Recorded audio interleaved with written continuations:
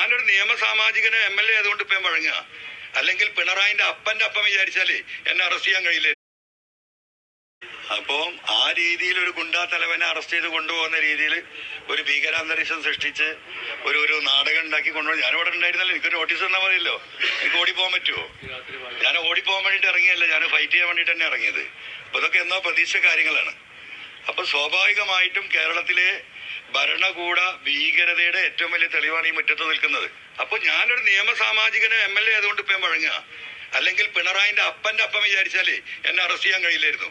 നിയമത്തിന് കീഴടങ്ങാണ്. അപ്പൊ നമുക്കത് കാണാം. ഇനി ഒരു പക്ഷേ ജയിലിലിട്ട് എന്നെ കൊല്ലിയെടുക്കും. പലരും കൊന്നിട്ടുണ്ടല്ലോ, പലർക്കും വിഷം കൊടുത്തിട്ടുണ്ടല്ലോ. നമുക്ക് നോക്കാം. ജീവൻ ബാക്കിയുണ്ടെങ്കിൽ പുറത്തിറങ്ങിയ ബാക്കി ഞാൻ കാണിച്ചു കൊടുക്കുക.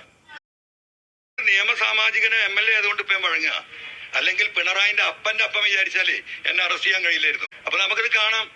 ഇനി ഒരു പക്ഷേ ജയിലിലിട്ട് എന്നെ കൊല്ലിയെടുക്കും. പലരും കൊന്നിട്ടുണ്ടല്ലോ, പലർക്കും വിഷം കൊടുത്തിട്ടുണ്ടല്ലോ. നമുക്ക് നോക്കാം. ജീവൻ ബാക്കിയുണ്ടെങ്കിൽ പുറത്തിറങ്ങിയ ബാക്കി ഞാൻ കാണിച്ചു കൊടുക്കുക.